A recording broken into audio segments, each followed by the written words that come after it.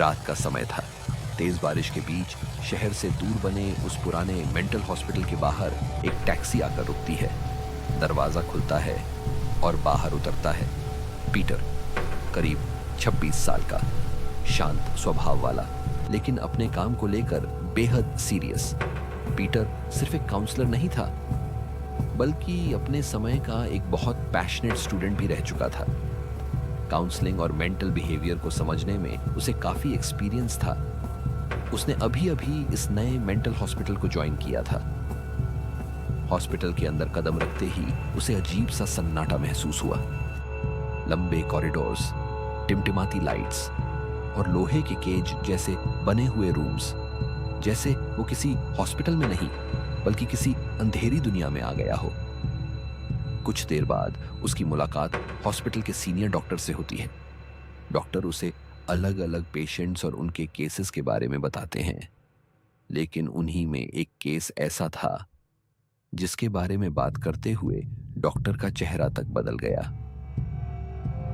ये case typical है। Be careful Peter. जी सर, मैं समझ गया। हर डिटेल चेक कर लेना। हाँ सर, बिल्कुल। माइक को हेलुसिनेशंस होते हैं। उसे अक्सर अजीब साए और लोगों की आवाजें सुनाई देती हैं। कई बार वो खुद से बातें करने लगता है और खाली दीवारों को घूरता रहता है। उसका बिहेवियर अचानक बदल जाता है। कभी वो बिल्कुल नॉर्मल रहता है और कभी बहुत एग्रेसिव हो जाता है।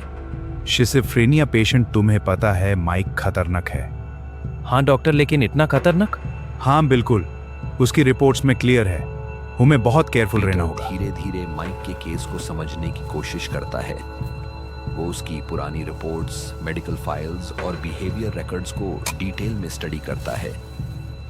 माइक के सिम्टम्स, उसका अग्रेसिव नेचर, हेलुसिनेशंस और उसके पुराने इंसिडेंट्स को ध्यान से पढ़ते हुए पीटर ये समझने की कोशिश कर रहा था कि आखिर माइक की मेंटल कंडीशन कितनी डेंजरस थी।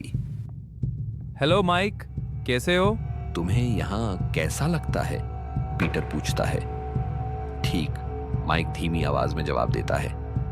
पूरे सेशन में कुछ भी अनयूजुअल नहीं हुआ, लेकिन दूसरे दिन सब कुछ बदलने लगा। उस दिन माइक बहुत ज्यादा शांत था। अपने बारे में कुछ बताओ माइक। मैं एक बहुत ही साधारण आदमी हूँ। वो पीटर के सवालों का ठीक से जवाब नहीं दे रहा था, बस कभी कभी उसे घूरने लगता। कमरे में अजीब सा प्रेशर महसूस हो रहा था। तभी अचानक रूम की लाइट्स बंद हो जाती हैं। पूरा कमरा अंधेरे में डूब जाता है और उसी अंधेरे में पीटर को ऐसी आवाज सुनाई देती है जैसे कोई तेजी से पेपर पर कुछ लिख रहा हो। पीटर ये भी नोटिस करता है कि उसकी शॉर्ट नोट्स वाली फाइल अब माइक की तरफ पड़ी हुई थी। जब वो फाइल उठाकर देखता है तो उसके बनाए हुए सारे नोट्स पेन से बुरी तरह काटे गए थे, जैसे किसी ने बहुत गुस्से में पूरी शीट पर पेन चलाया हो। लेकिन सबसे अजीब बात यह थी कि माइक बिल्कुल शांत बैठा था, जैसे उसने कुछ किया ही ना हो। माइक, तुम कुछ बोलना नहीं चाहते? वो देखो, वो तुम्हारे पास खड़ा है, पीछे। उस दिन की काउंसलिंग ने पीटर को अंदर तक हिला दिया था। उस रात पीटर माइक के पुराने रिकॉर्ड्स चेक करता है। तभी उसे पता चलता है कि माइक पहले एक क्रिमिनल था और जेल में रह चुका था। पुरानी रिकॉर्डिंग्स में कभी वो बिल्कुल नॉर्मल दिखाई देता था, तो कभी दीवार की तरफ मुंह करके खुद से बातें करता रहता था, और कई बार वो इतना अग्रेसिव हो जाता था कि गार्ड्स तक उसे संभाल नहीं पाते थे। उसने कई लोगों पर हमला भी किया था। आखिरकार डिसाइड किया गया कि माइक को जेल नहीं बल्कि मेंटल ट्रीटमेंट की ज़रूरत है, और उसे इस मेंटल हॉस्पिटल में भेज दिया गया। लेकिन एक बात पीटर को परेशान कर रही थी। पुरानी रिकॉर्डिंग्स में माइक जितना वायलेंट दिखाई देता था, असल में वो उतना नहीं था, जैसे कोई चीज उसे कंट्रोल करती हो। अगले दिन जब पीटर फिर से माइक की काउंसलिंग करने जाता है तो इस बार माइक का बिहेवियर पहले से बिल्कुल अलग था। वो चुपचाप सिर नीचे किए बैठा था। पीटर उससे कई सवाल पूछता है, लेकिन माइक किसी बात का जवाब नहीं देता। कमरे में अजीब सा सन्नाटा फैला हुआ था। तभी अचानक पीटर के हाथ से उसका पेन नीचे गिर जाता है। वो पेन उठाने के लिए नीचे झुकता है, लेकिन जैसे ही उसकी नजर माइक के पैरों की तरफ जाती है, उसका दिल जोर से धड़कने लगता है, क्योंकि माइक के बगल वाली खाली चेयर के नीचे भी 2 और पैर दिखाई दे रहे थे, जैसे वहां कोई और भी बैठा हो। पीटर घबराकर तुरंत ऊपर देखता है। तभी माइक धीरे धीरे मुस्कुराता है और बेहद धीमी आवाज में तुम बोलता नहीं है। बचोगे। उस दिन की काउंसलिंग ने पीटर को अंदर तक हिला दिया था। उसी रात एक वार्ड बॉय रूम्स की क्लीनिंग कर रहा था।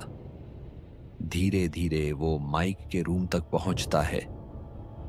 कमरे में घुसते ही वो देखता है माइक चुपचाप उसे घूर रहा था। उसकी आंखों में अजीब सा गुस्सा था, जैसे उसे फिर से वही आवाजें सुनाई दे रही हों। तभी रूम की लाइट्स फ्लिकर होने लगती हैं। वार्ड बॉय की नजर धीरे धीरे दीवार की तरफ जाती है, जैसे वहां कुछ हिल रहा हो। वो ऊपर देखता है और उसका चेहरा डर से सफेद पड़ जाता है, क्योंकि वहां कुछ था, ना इंसान ना जानवर, कुछ बेहद भयानक। लंबे टेढ़े हाथ, चमकती आंखें। अगले ही पल वो चीज वार्ड बॉय पर हमला कर देती है। उसकी चीख पूरे हॉस्पिटल में गूंज उठती है और कुछ सेकंड बाद वार्ड बॉय तीसरी मंजिल से नीचे गिर चुका था। उसकी मौत हो चुकी थी। अगली सुबह पीटर को यह खबर मिलती है और जैसे ही उसे पता चलता है कि वार्ड बॉय आखिरी बार माइक के रूम में गया था, उसका डर और बढ़ जाता है। पीटर तुरंत अपने ऑफिस में जाता है और उस काउंसलिंग रूम की सीसीटीवी रिकॉर्डिंग निकालता है। शुरुआत में सब कुछ नॉर्मल लगता है, लेकिन जैसे जैसे वो रिकॉर्डिंग को ध्यान से देखता है, उसका खून जमने लगता है। माइक कभी अकेला था ही नहीं। हर सेशन में उसके पीछे एक काला साया मौजूद था।